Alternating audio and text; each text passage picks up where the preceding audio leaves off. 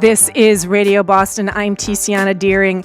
Not gonna lie, really excited for today's show. It is our first ever and hopefully annual Radio Boston Friendsgiving celebration extravaganza. That is right, it is a potluck hour, and we will be joined by Boston chefs and friends of the show throughout, each bringing their own dish to share and story to tell. And who better to do this with us than Boston Culinary phenom Tiffany Faison. Welcome back to the table. Hi, happy Thanksgiving. Happy Thanksgiving. Happy Friendsgiving. Happy Friendsgiving. Chefsgiving. Holiday season is here. It's fantastic. It's here. So we're going to get into the mood. And we started by thinking about a potluck, you know, that thing where everybody brings something and you all have a giant meal together. So, are you a big potluck person? Well, there's two thoughts on potluck. Yes, I enjoy a potluck. As a lesbian, I have to make sure no one brings hummus, because if you say potluck to a bunch of lesbians, you just get a bunch of hummus and carrots. So, I didn't have to say that to this crowd. But I love potlucks, and I think a lot of people are really approaching Thanksgiving maybe in the potluck way this year. Things are more expensive than they've ever been. Groceries and turkeys are crazy expensive. So I think it's a great way to approach Thanksgiving and allow people to kind of bring something from their family. It also allows people to show up in their own way. You learn a lot about people's families and their traditions and things that, you know, Thanksgiving tends to be very family specific, mother specific. Like, you know, it's insular in a way that's like, this is how we do this every year. So when you open it up and invite other people in, you learn a lot about their lives. And, you know, food begets stories and begets like really understanding people in a different way. So potlucks are a perfect invitation to that. So I feel like you get this idea in your bones then, this idea that when you bring food together and you sit down together, whether there are new people at the table or longtime friends, you're building community, and there's something, I don't know, intimate about it. It's the most intimate. Yes. Yeah, for sure. It's an invitation to sit down to have, for your community to have communion. Does that make sense? Yes. To come in and open up and share. It is literally an invitation to that, which is what a meal is anyway. Yeah. And then we all open up and have a good time together. Specifically when we ask people to bring something that's theirs to the table. I think it doubles down on the intimacy and allows, again, it's a door into to their family, to their stories, to what matters to them and why. So I'm really glad that you sort of said that, because I also brought something and actually kept something very simple, because I cannot hang with chefs, right? Oh, come on. No, but also, seriously. There's a whole stick of butter right in front of me, so I'm very excited. Which never disappoints anyone. I actually brought home-baked bread. So we're going to do this now. Would you care to select your slice? Are you kidding? Of course I would. Oh, and listen, we are live streaming all of this on radioboston.org. Delicious. So you can see the bread. Let me bring you some butter here. And I did this because we are breaking bread together. Literally breaking bread together. And I think throughout tradition, archetype, this idea that there's some kind of bread or manna that we are breaking together is communion, figuratively and literally. Yeah, exactly. This is beautiful. There's a gorgeous crumb on the outside of this, and it's really soft and supple on the inside. Yeah, the key I've learned is to let it sit out. Don't protect it. Right? Let it sit out, because that's how you get the crust on the outside. Exactly. But it's sealed by that crust, so it's the soft crust seals on the in. inside. Yeah, in the moisture on the inside. All right, you taste first. Smells amazing. What's the, is this AP flour? What flour is this? So this is actually just a standard grocery store bread flour. Okay. There's vital wheat gluten in it, so the gluten-free folks will not enjoy this. There's oatmeal, a ton of butter, a little bit of salt, sugar, yeast, and water. The sweetness of the oatmeal and the sort of nuttiness of the oatmeal comes through. It's really delicious. There's some great chew to this. This is really I've never had an actual professional evaluate my no everything. Well, I'm not a baker, in fairness. There are people that know more, but this is just delicious. Not only on its own, but you know what this would be great for? Leftover sandwich. Come on. Honest to God, it is. For real. Yeah, it really is. So like Christmas, you have this. We do either filet or prime rib. The people who host us do. And then I make a ton of extra loaves of bread because everybody takes that meat and makes sandwiches. I love that. And the days that follow. You said that you host Thanksgiving and then you flip with the people that come over for your Thanksgiving and you go to Christmas at their house. That's right. That's right. There's nothing more lovely than that. Oh, it's wonderful. And it's half the work. Let's be honest. That's right. You bring some dishes to pass when you go because you do a potluck. All right, tell us what you brought. I'm so excited. And this is the only dish, because Tiffany gets special rules when she's on the show. Okay. She does not have to tell me stuff in advance. Everyone else does. But I see a tenderoni Yeah. box. So I'm scooching Tenderoni's in my opens chair. next week. So it's Thanksgiving and also Tenderoni's opening. And I wanted to bring something that was like a little tongue in cheek and fun, which we always like to keep things fun. And a little tenderoni. So this is not going to be on the menu. This is special for you and for Thanksgiving. Totally taking a picture right during the show this is as you open this. Thanksgiving pizza, Wow, Thanksgiving pizza. also known as a gut bomb. Oh my So, God. I'm it's smelling. our tenderoni's crust, so it's 2.5 feet long. Oh my God. There's roasted turkey, gravy. There's stuffing on this. It's ridiculous. Cheese. There's some cream cheese and then a cheese blend, some Parmesan on top, and then cranberry dressing. When do I get to taste right it? now? Can I really? Yeah, of course. Okay, I like the cream cheese look, so can I take Do this it. Of piece course you right can. here? You take whatever you I'm want. spoiled Your rotten show. that I get to do. So you want to split this one with me? Sure. Shall I tear it in half? Yes. I should have brought the napkins out before we started. That's okay. Oh, there goes some stuffing. Yeah, she's a Here, you a take that. I'm sloppy gonna one. Stick my fingers right in there. There we go. Put the stuffing back on.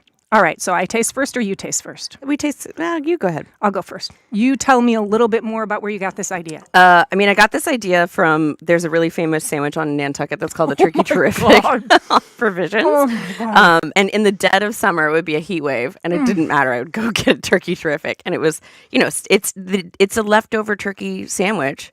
But I thought, let's put that on a pizza. Tiffany Faison. Oh It's my gluttony God. at its finest. Well, this so- is not like high cooking. It's the crust, especially. I mean, with all these wonderful ingredients, you would almost think the crust doesn't matter, but it's buttery and it's thick and it supports the weight and the heft. Here, let me get us some napkins here. It supports the weight. Well, napkins are coming, but we're going to just lick our fingers We'll be for fine. now. Of the cranberry sauce and the stuffing and the turkey and the cream cheese, and it's a little gravy-like and a little There's buttery. gravy on it. Yeah. Which one's mine? So I had the I'm really sorry, cream that's yours. cheesy one, right? Because Yep. I do want one more You bite need to of get this, a little I'm not extra gonna lie. cranberry on that. Yeah. There we Yeah. go. Do you need an extra plate? I'm going to put my cranberry on Oh, yours. cranberry! Here, I'll come on over here. Use my own plate. It's interesting. You're right with this. Not all pizzas can support all toppings, right? Mm-hmm. So because these toppings are so generous and so fatty and sort of chunky, this would not work on like a thin crust pizza at all. It needs a city bus. This baby's got some. Yeah. heft. That's right. So I also want to say, and this is one thing that's really cool about it, when you taste the cranberry, suddenly it's dessert. Mm-hmm. Right? So can we just Wheels are totally falling. break all the fourth wheels and have somebody bring napkins into the studio for us right now, live on air? Thank you, because we are an unholy mess right now. And it is But that's really also good. that's Thank you, Thanksgiving. thank you. And Yep. I think there is something about not overthinking things and allowing people to, again, eat with their hands and be who they are. And I think that's important at Thanksgiving dinner tables. Yeah. And it tends to be kind of a really formal meal. That's one of the things I don't love about Thanksgiving in people's homes. I won't go unless I know it's going to be take your shoes off at the door, Yeah. enjoy yourself, Yeah. let your hair down, Yeah. which is a constant theme in my life. But the idea of getting dressed up and having to sit up straight at a table and and put on airs, not my particular cup of tea. For me, and when I host people at Thanksgiving, shoes off at the door. I'm very happy for you to wear your sweats at the table. Be comfortable. You want stretchy pants anyway. For me, I think the important thing is that, again, we're all gathering together and that we do take a moment and talk about what we're grateful for. I know that sounds cheesy, but that is so important to me at the beginning of a meal and really taking a moment for gratitude, which is what this holiday is all about. So let's do it. Let's do it. take a moment for gratitude right now. And I think we sort of I ate your mic poof, but we'll get it for It's you okay. during the break and No put it worries. back on yours before we get the next round of food. You first or me first? Gratitude. You first. I have love in my life. And sometimes that just kind of washes over me in a way that some people live without love. Mm-hmm. And I have love in my life. And so that would be my moment of gratitude today. Well, there's nothing more to be grateful for than love in your life. That's amazing. Yeah. Woo! Okay. Well, you can see this coming. Tearing up. I am so grateful for, so many things. It's been such an extraordinary year for me. Not really without has. challenges, but yes, really extraordinary. I'm so grateful for my team, who is my chosen family also. We've just been through so much together in the past few years, and we've stayed together, and the core of our team is so strong, and they're so incredible as humans, and we've maintained a sense of humor throughout all of the hard things. So I'm grateful that we're still together, and I'm grateful that we're sort of ride or die for each other. and able to kind of turn the page into the next chapter. Are you ready to welcome some more people to our table? Do it. All right, so listen, folks, we're streaming on radioboston.org. You can watch this whole thing. This is our special first Friendsgiving potluck. Chef Tiffany Faison is here with us in Studio 2. I'm Tiziana Deering. There's more ahead. You are listening to a really tasty Radio Boston.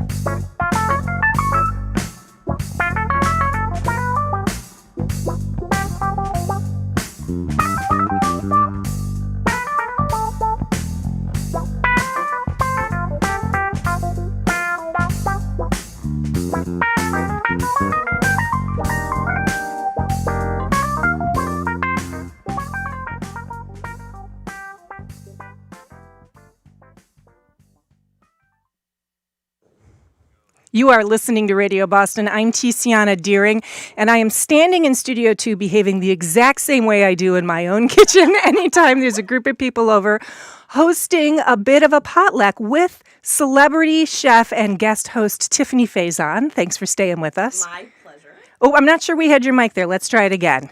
Do we have you now? I think I'm on now. There we my go. Pleasure. All right. And we have been enjoying the first part of what we're all hoping is going to be an annual Friendsgiving potluck here on Radio Boston. We've already tasted an incredible, I don't even know how to explain how incredible, Thanksgiving pizza from Tenderoni, which is opening next week. And now we have 2 additional guests here in Studio 2 for this part. And again, you can watch all of this unfold live on radioboston.org right now. We're streaming. So here, Nia Grace, owner of Daryl's Corner Bar and Kitchen in Roxbury.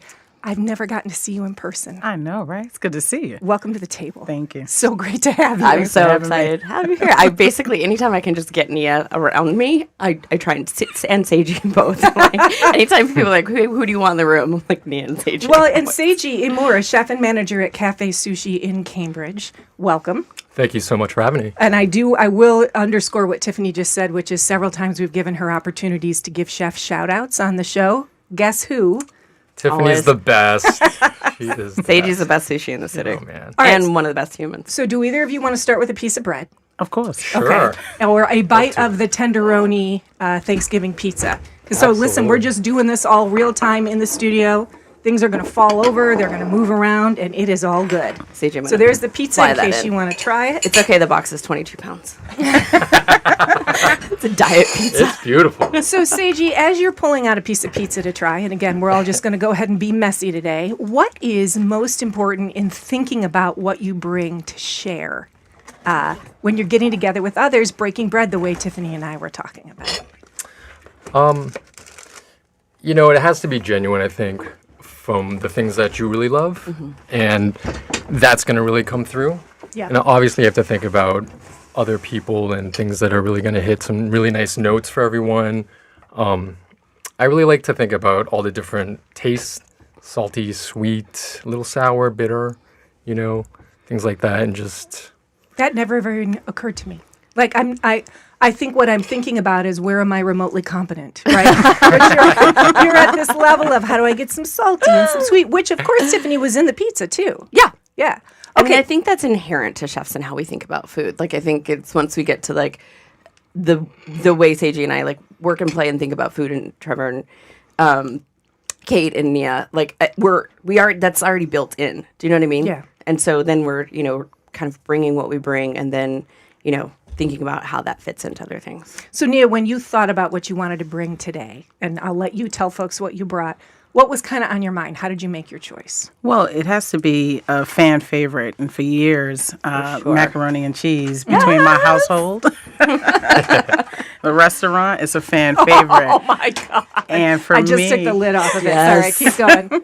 it's about, I think for me that's a way to really exhibit my love, right? And the more cheese that I put in it, the more variety that I put in it, the more time, it shows how much I love you. So there's 7 cheeses in this one because I love y'all. I love it. Yes, 7 cheeses worth of love. And you know what? Actually, in all seriousness, I kind of want to ask about that. So what we can do, Tiffany, is put one plate over there for them to both kind of try on, maybe, and then you can do one for us here. That's awesome. You want to take this spoon? I will say this: if you show up to a Thanksgiving and there's not mac and cheese, call the cops or leave. Those are your options. All right, so this is, I haven't even tasted it yet. This is a dense, fragrant, cheesy, little bit probably al dente. Here are our forks for you and I to taste right out of here. There's still chunks of cheese in here. There are actual chunks of cheese, it's Good true. Lord. So why is it that we inherently know, Nia, that there are certain kinds of food that literally mean I love you? Tiffany's passing out. Did you see that? You got to kill them with kindness, and that's what we did. Oh my God. And we talk about what macaroni and cheese is. It literally is, the dish says it's macaroni and cheese. So you think it's one of the simplest dishes, right? But everyone, at least in my household, wants to know who brought it. Exactly. Right? That's the first question. Yes. So who brought it? You know what I mean? Because if people show up with some busted mac and cheese sometimes, they're like, no, not them. No, can't do that. Nope. All right, so Seiji, what do you think of it? It's ultimate comfort food. Oh, God. You know what I mean? It just hits you right in the soul. Right. You just immediately feel comfortable. So why? Help me understand this. As a professional, Seiji, how does because things do.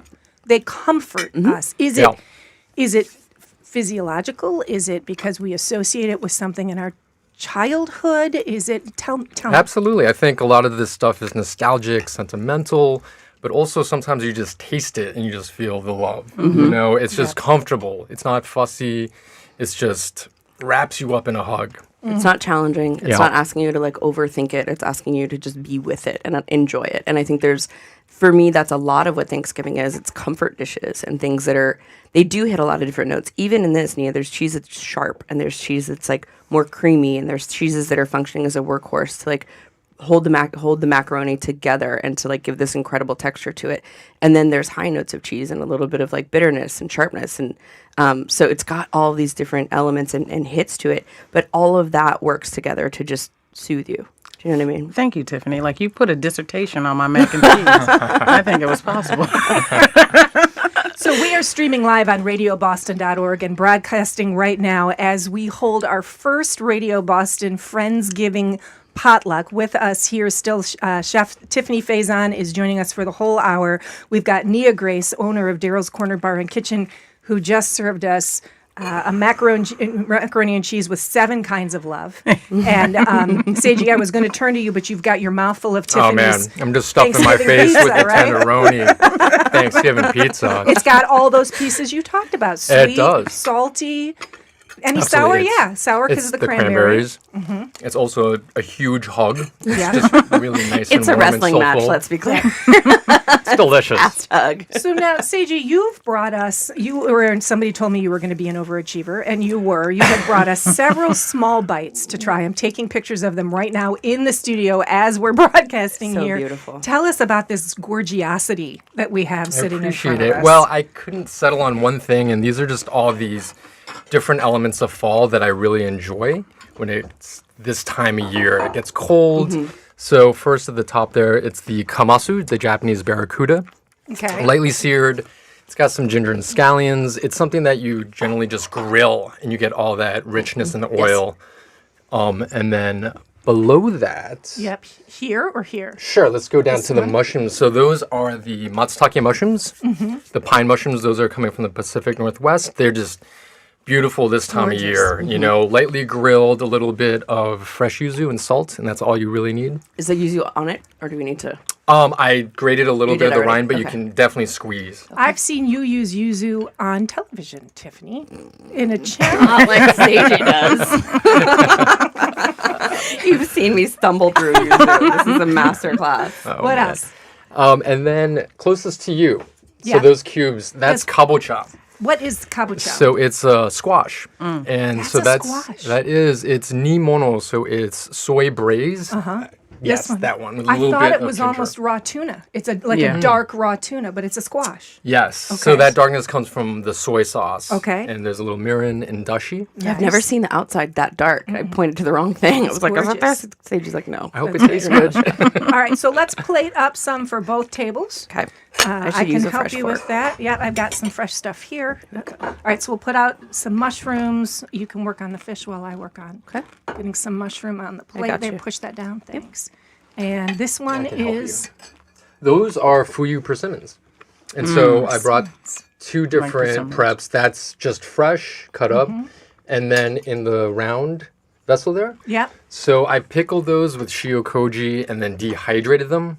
Wow. So it's typical to take these fuyu persimmons and dry them outside in the cold wind and let them slowly dehydrate. So this is sort of the fast sort of way to do it. It's called hoshigaki, right? Hoshigaki, exactly. So we see this. Some chefs do it. They hang them in their restaurants. We'll typically let them, Interesting. Yeah. dehydrate That from one's for us. the inside out. So they're going to share that outside in. one, a little bit of each taste. I'm not going to share. Great. Why would you? What was the first thing you just tasted, Nia? The mushroom, that's amazing. Yeah. What do you like about it? The smokiness. I like the little bit of salt that's on it. It's got a lot of flavor, and it's a great texture for me. Oh, I can't wait to try it. Yep. Go for it. So, Tiffany, I'm going to taste the mushroom. Yeah. What are you most excited to try? The hoshigaki because it's super seasonal. Well, that and also the matsutake. Right. The both of them because they're just super seasonal, as is the fish, frankly. So- but you don't get these all year round, and this takes time and it takes a lot of patience and effort, and they don't all work out. So some of them, as they dehydrate, they become this beautiful kind of candy like sweetness and texture. But they're one of those, it's like fermentation, essentially. Like, there's an over-under on it. Like, sometimes they don't work out. So You these lose are them. funky because I pickled them with shiokoji. So it's going to have a lot of umami and I'm gonna it's gonna taste be a little different. Tasting umami. So, It's not quite so sweet. Nia, you and I have done a barbecue episode together before, and you're right. Those mushrooms taste like, Seiji, they taste like they were done on the grill. There's so much smoke to them. Were they? Just nice sear with a torch. So it's all you really need to do. They're also the texture. I love grilled mushrooms and seared mushrooms like this. Like, the texture is so meaty, and it's Yep. one of those things, like, if you're a vegetarian or a vegan, you forget, well, even if you eat meat, you forget it's got such meatiness. That it and can such, be so satisfying. that can be really satisfying. Yep. Okay, so let's try the fish next. Okay, I've remind got us. a little bit of soy if you need it. Oh, you want me Okay. to use a little soy here? I never put soy on Seiji's fish. Oh, wait, now I feel like I can't do the soy. Absolutely using Can't soy. do It's soy. beautiful soy sauce. Tiffany's like, I know better. Show He'll respect to the season it the fish. way it needs to be seasoned. So when I eat at Cafe Sushi or get food from there, I know. It's already seasoned, so I never add anything to it. So I'm now kneeling on the floor of Studio 2. Tiziana down. Tiziana down. It's just, It's bring you to your knees food. I know. Yeah. This is why when And no people ask soy me, needed. no soy needed. There's smokiness to it. This fish specifically, the barracuda, is like, it's got a firmness to it, but it's also like almost flaky. It's somewhere in between, like, if for understanding this, it's somewhere in between like halibut and swordfish. Does that make sense? Where it's got some like flakiness and it's very soft, but it's also really meaty. it's also, the word that keeps coming to mind is graceful. Yeah. That there's a grace to it. There's something elegant Elegant. to it that's really remarkable. So I have to ask you a question before we try one more, Nia. Pairing what you're eating from Seiji with what you brought, macaroni and cheese, how would you pair something from these plates with your mac and cheese? Well, I'm taking the whole plate and I'm putting it with the mac. Put it on the pizza too. No, for real. And It this all- pizza, it like, all come on now. together. So actually talk about the pizza for a minute, because I noticed that both of you were like, hell yes, pardon my language. We're having some pizza on air. So talk about the pizza a little bit, Seiji. It's delicious. Like we had talked about earlier, it just hits all those notes. It's savory, it's sweet, a little bit of sour. It's also a big hug. Is there mashed potatoes or something? Almost. There's cream cheese. Cream cheese. There's gravy. Stuffing. So it has a really nice mouthfeel too, like a really full bite. You get all of that together. It's delicious. This kabocha squash is ridiculous. So, Nia, I'm going back to the mac and cheese now, which I had in my mouth as we're speaking. For me, one of the great things about a potluck is the leftovers. Yeah. And all the creative ways you get to eat them, often for me, right out of the refrigerator in the days after. So, when you have leftover macaroni and cheese, straight up, good, cold, or hot. But do you also have variations that you do with the leftover mac and cheese? I think it's usually just I'm eating more mac and cheese, and then I made a new meat or something to go with the mac and cheese. But to your point, this is the best thing about Thanksgiving for me is that when we all get together and we all bring our favorite dish, the dish that we love, and you put it on that plate, and then that kind of means nothing goes together intentionally, right? But it all goes together because that's what it's supposed to be. So, I mean, mac and cheese goes with everything. So that just speaks to me so much, Nia. Agreed. Because we're doing the first Radio Boston Friendsgiving here on air. You can catch us. You can see all of this on radioboston.org streaming. Here in the studio, we've got Nia Grace from Daryl's. We've got Seiji Imura. I wanted to get the last name right at Cafe Sushi. Tiffany Faison here with us. My mouth full. and this thing, Nia, about this is what Tiffany was talking about earlier in the show. Everybody comes together. You don't intentionally curate it. Yep. People bring something that represents who they are. And it makes a wonderful combination that you couldn't have gotten any other way. Mm-hmm. Do you prize the big gatherings, Seiji? Do you love doing these kinds of potlucks and bringing folks together? As a restaurateur, it's what we see every day, and I it's never something thought of that it we that love. way. Duh. We host every day. Right. Yeah. They don't bring food in, though. We don't allow that, so don't get any ideas out there. At home, it's really my wife, Mindy. She does all of that, and she loves it, and she's great. So I'm very hands-off. I'm just hands. I'm the dishwasher. Yeah. And she's great at it. And, we love to get people together. I mean, it's what we do. And kudos to Mindy. I will say this, when we do this every day, I love entertaining at home, but there's nothing better than when someone else drives the bus. Like when we get home. Absolutely. Drive the bus. We drive the bus all day, all night at work. We curate this all the time. And I love having people over, but when someone else does the work and does the lion's share of it, I'm always happy to cook, but it is so lovely. It's such a gift when someone else does it. When someone else does it. All right, so I'm going in on, this is the squash with soy on it, right? Mm-hmm, soy braised. So the squash, what you're not seeing is essentially, it looks like a beet, the way the soy has been braised on the outside. So the outside is entirely black. There's beautiful ginger on top. Is that? Yep. A little more ginger. And then the inside, from the outside in, the soy has entirely cured it and braised it, so it's black. And then there's gradations of like darker brown into like the color of the squash into like the center. It's super lovely. So I would also like to declare officially on air, I hate squash. And that is amazing. Yeah. I would eat like an entire dish of that. It's got a density to it and a flavor and a friendliness to it and sophistication in this little cube.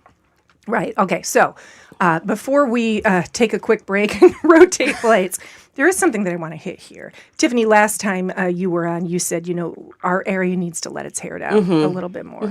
I am so struck by this community of people that's here in this room today, that we have this kind of magnificence at our fingertips, at our wallets, in front of our cars when we can get out of them and go into your restaurants. How do we do a better job of telling the rest of the world who you are and that this is what we have to offer Some light questions here in real quick. Boston? Yeah, in a 60 seconds or less, Nia, if you could just do that while you take a bite, that'd be awesome. I mean, I just want to eat the rest of the plate. I think it's really a matter of coming and tasting and seeing it, right? You have to experience it for yourself. There's no other way to just tell it. I mean, because we can do this all the time, and I think we have, but you actually have to walk in and feel it and smell it and see it for yourself. And it doesn't matter. We've got menus that are extensive, that have many different items on it that can be for the vegan, vegetarian, to the meat lover, but you just got to order it, have it, and then really experience our brand of hospitality. We love to host. We love to bring people in and treat them. Yeah. So there's a warmth that we bring, I think, in this city, in this region specifically, that that needs to be experienced by people outside of it.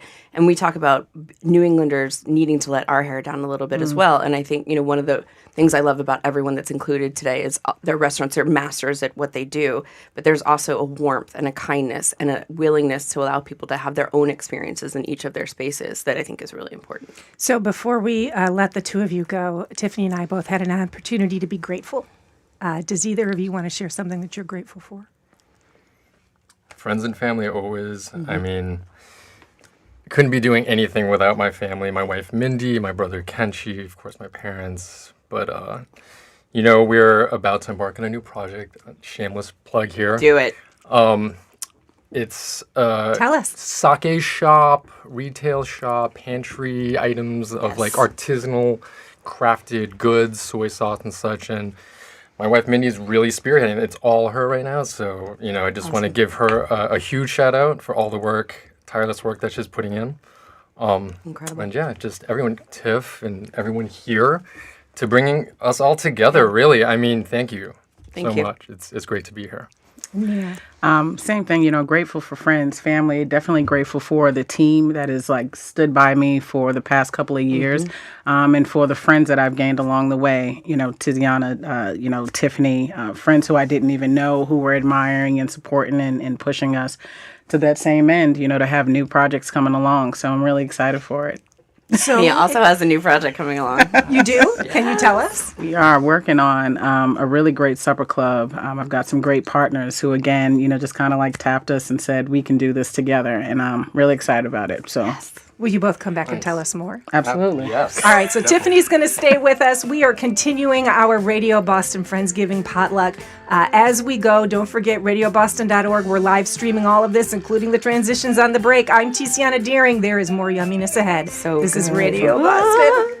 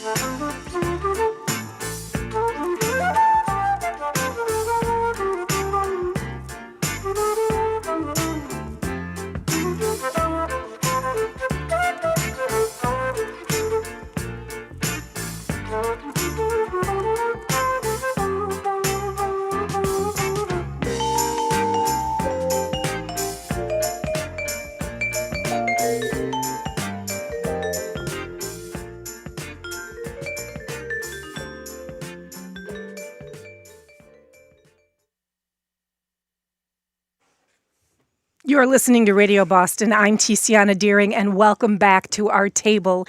Celebrity chef Tiffany Faison here in Studio 2 with me. Best day ever. We're having a really good time as we do Radio Boston's first, but hopefully annual Friendsgiving. We've had a number of incredible dishes, friends, and now we are going to introduce 3 additional members of our table today. So here, Chuck Draghi, executive chef at Alcove in Boston's West End. Hello, how are you? Welcome to the table. Great to have you. Chef, it's so good to see you. I haven't seen Good you to see you in a too. while. I'm nervous because you're the real deal, and I'm bringing a plate for you to try. Oh my god! Chuck, I love your food. I don't know what you're talking about. Okay. No, Everyone it's, take a breath. This is yeah. not. This is Friendsgiving. So. Exactly. Husband and What wife. Thanksgiving isn't like fraught with all kinds of nervousness in it. You're going to the wrong table, Chuck. There you go. Find a new family.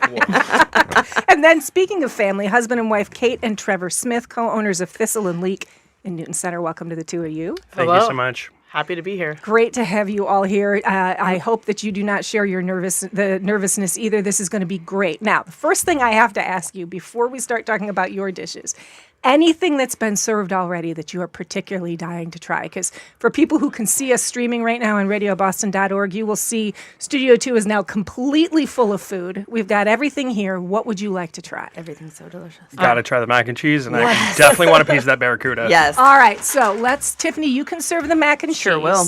And I will work on the barracuda. Chuck, And what there's would you like? almost nothing on earth better than seared matsutake mushrooms. Truly. Okay, so try that. mushroom here. Can you? I can actually serve you the mushrooms, Chuck. And Chris The is coming in to aroma's help us do some unbelievable in serving here. here. Yes. Kate and I were just Excellent. talking about this outside before we came in the studio. We haven't seen each other, and none of us have seen each other in like 3 years. So for a long time, pre-pandemic, we all did events together, and we would see each other frequently at events. and it's been forever since we've actually seen each other. So it gives a little bit more heft and more meaning, and a little bit more, frankly, like I feel a little like, just emotional about finally seeing you guys. It's just been so long. We used to see each other all the time.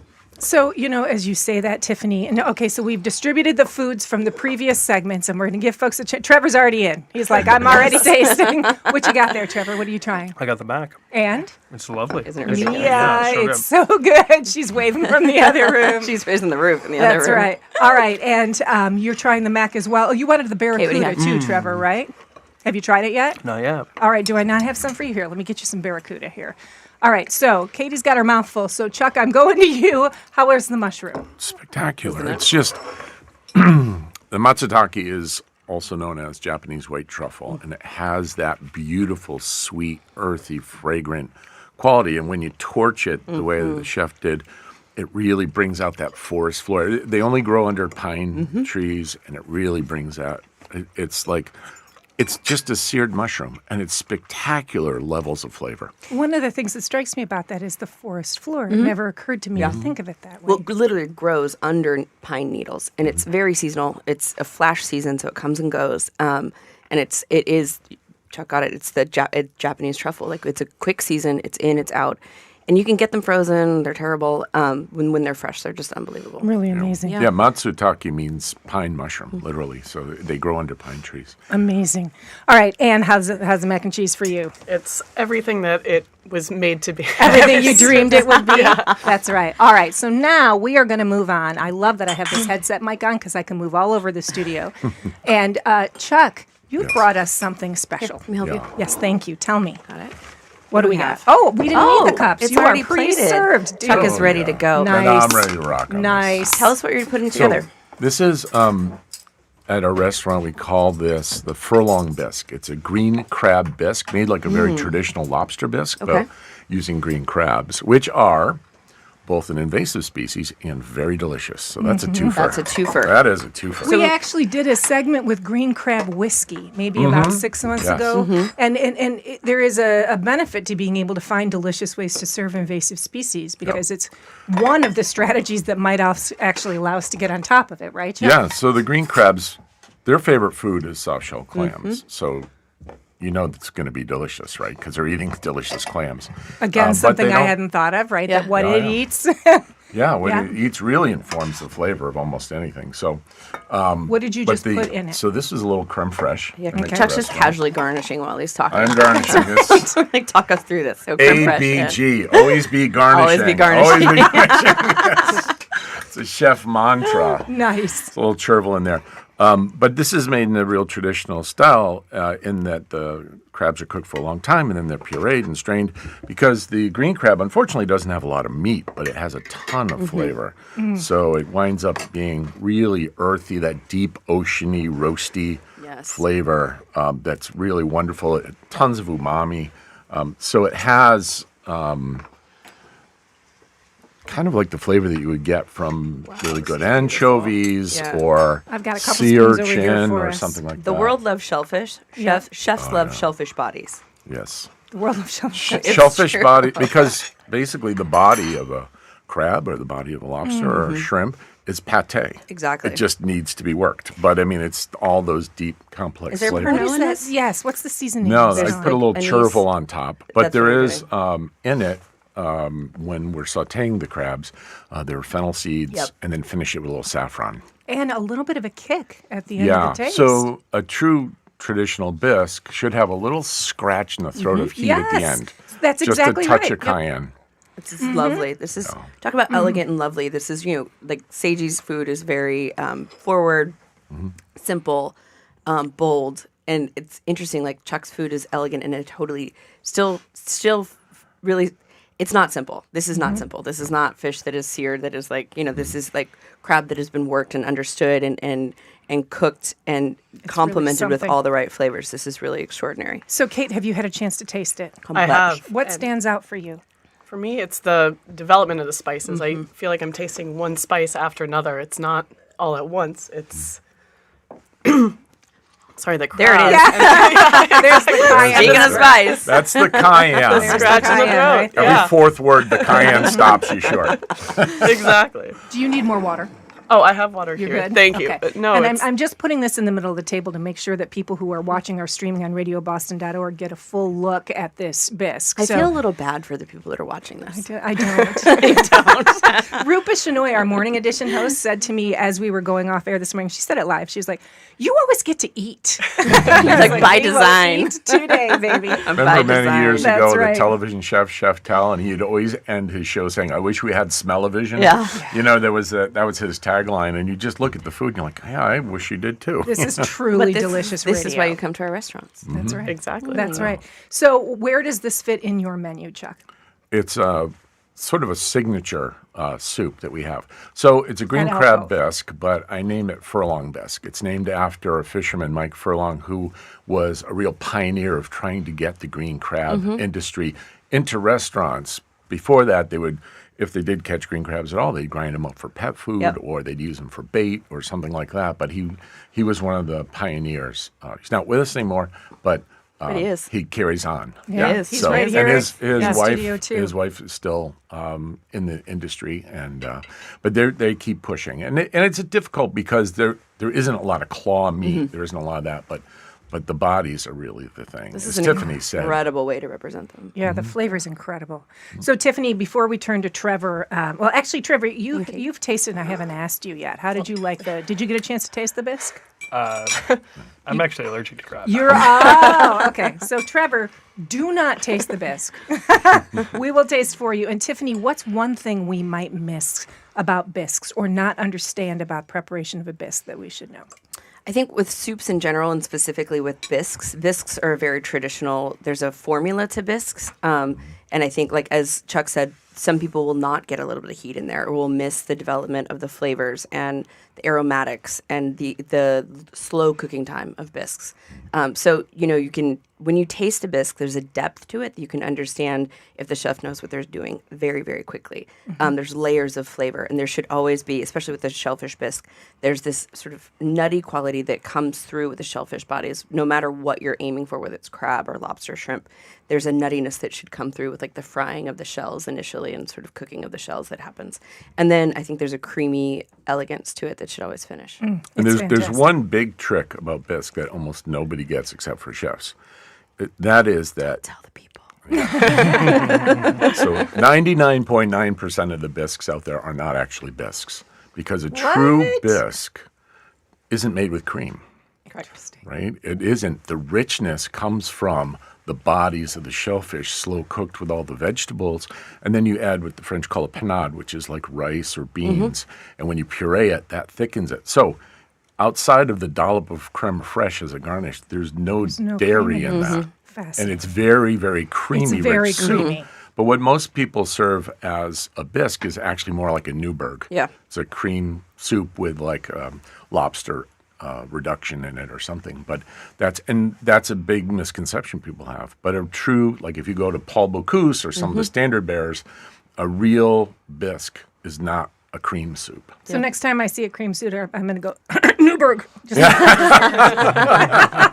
right, Trevor, tell us what the two of you brought, what you and Kate brought from Thistle and Leek in Newton Center. So this is a curried lamb meatball, and this is kind of, I feel like the cuisine at Thistle and Leek, we draw from many different places of inspiration over our careers, but we broadly take generously from the idea of things we ate in Europe that we really love. Are you both big travelers, Kate? We, over the course of our married life, our careers, we've traveled every time we possibly can. Fortunately, as chefs, sometimes we get tied to where we are, Yeah. but this is our way to travel. Kate and Trevor, where'd you guys meet? Craigie Street Bistro. Plug right down. We were, I was asking like, I don't know. Romantic. I know, yeah. It was my first cooking job, and Trevor had been cooking a long time by then, but we met there and we sort of secretly dated for a while, and then Love on the line. 12 years later, here we are. All right, so you like to bring home flavors. Yeah, so I actually worked in the UK for about 2 years at a 2 Michelin star restaurant out in the countryside. And one of the things that I really brought back with me from that is Indian food. And Indian food in the UK is as ubiquitous as Mexican food is here in the US. And it kind of scratched that itch for me. It was the spiciness, it was the complexity, it was just simple peasant food that was so alive. More than one occasion, the chef would come down the line at 20 minutes before we closed for reservations and said, "Hey guys, get it in gear. We're going to get curry tonight." And there'd be 16 or 18 of us. The full brigade would all pack into tiny little, European cars that shouldn't have had more than 3 people in them, and we'd go downtown. Downtown is a tiny town of like 20,000, and we go into the curry house that maybe had 25 seats, and we just dominate the house, and tall beers and lots of spicy curry, and it was just this amazing sense of camaraderie, and curry always has had that spot that I didn't know about before I went to the UK, and so we knew we wanted to do something to honor that, to reflect on that, and we knew lamb is our favorite protein. We had it at our wedding. It's just to us. We love lamb. We think it's super underutilized, and so to make a meatball with lamb and to cover it in curry. I'm not the first person to do this, clearly, and this is not a traditional recipe by any stretch, but people seem to love it. It's delicious. So you taste first? Sure. All I've right, been then. tasting them. Okay, well, tell us. I snuck in a little bit. I put mine in the middle so the cameras be able to see it because we are streaming on radioboston.org if you want to be seeing this right now. Go ahead, Tiffany. I will say one of the things that I love about Kate, you and Trevor bringing this is the representation of like lots of different cultures into like a Thanksgiving meal or a potluck. I have a dear friend that's from India, and she does traditional Thanksgiving, but then she does a lot of masala turkey, and she brings her own Indian roots into like what we know as traditional, more traditional kind of dishes. We did a broccoli cheese casserole together that ended up being like somewhere between broccoli cheese and saag paneer. That sounds so good. Yeah. So I love the influence of this, and we talk about this region specifically being so tradition driven, especially around Thanksgiving, and I can't believe you just admitted to all of New England that you don't like squash. The Pilgrim Police are on their way. So, there's changing things and allowing things to be traditional. Chuck talked about what a bisque really is, and in some ways we lose that. So there is this going back to the roots and understanding like where things came from and the ground that we're on, and then allowing the plates to shift a little bit. And I think it is always really important to understand the origin of things, where they come from, why we do it one way, where we started it that way before you start playing with it. But I think it is just as important to play and to understand like bringing in different spices and cultures. And in addition to that being fun and interesting for us as chefs, it's also, I think, a huge welcome sign to everyone that is invited to our tables and to our restaurants. And it's a great way to say, literally everyone's welcome here. And what I love about that, and that was Tiffany Faison just speaking there. We're doing our Radio Boston, our first, but hopefully annual Radio Boston Friendsgiving. And we've just been tasting Kate and Trevor Smith's lamb curry meatballs that's buttery naan. Yes? No butter. There's No actually butter. no dairy, but it's garlic, lots of olive oil. Oh, that is tasty. The texture of That this is the naan key is so delicious. You And- guys don't have a tandoor, do you? The outside of it is super nice, and it's beautiful, and it's got some crust to it. It's got a really nice burn, and it's chewy on the inside and soft. It's exactly what you want out of naan. So I'm going to talk with food in my mouth. We also have with us Chuck Draghi, executive chef at Alcove. What do you think of Thistle and Leaf? This is spectacular. These meatballs are so light and so flavorful. They're just like the texture and the flavor are perfectly in balance. Well, much like your bisque, these are rice thickened. Oh, No there you are. breadcrumbs. Yeah. And that was kind of I don't know. We just thought breadcrumbs didn't need to be in this. No, when I make meatballs, a lot of times I'll put a little milk because that's a Northern Italian style. It lightens them right up. And You're this- Northern Italian. Yeah, from Piemonte. My family's from Alessandria. That's where my grandmother was from. Oh, Yeah, see, see, there paisana. you go. This is what potlucks do, friends. This is potlucks, This is right? potluck. Awesome. And so there's that lightness to it, and the flavors carry through, and it's just the balance of it. The bread is perfect texture. It's just gorgeous. Absolutely And I would gorgeous. touch on something that Chuck said earlier, that the ability of vegetables and slow cooking to create this creaminess and these textures that you normally associate with butter or cream, like, there's no dairy in this whole thing, but the slow cooked vegetables, the rice, all of that, if you give it time, it will create the same effect. I think one of the things that we're sort of doing as chefs, and it's interesting, both of you using rice in these preparations, one traditional, Chuck and Trevor and Kate, not so traditional in a meatball, and omitting the dairy and allowing the time to do the work. We've also, our bodies are ravaged by what we do for a living. You think? Yeah. And as it turns out, like, all the things that happen to people that aren't chefs happen to chefs as well, whether we can tolerate dairy as much anymore, or like the fact that we want our food lighter and more healthy. And it's really, we start thinking about that as humans and then really imparting that into how we cook as well. Don't get me wrong. I'm the person that brought the 25-pound pizza. So like, I'm not, we're still going to give Mia you. Grace's mac and cheese, I think, is 40 pounds. I'm not saying that there shouldn't be cheese and dairy, but I am saying you start to see us kind of float how we eat outside of restaurants into our cooking. All right, we have 1 minute of show left, and I'm going to freak everybody out in the control room by saying all the other chefs come back in the room. Yes, come on in right friends. now so that we can wrap up the show.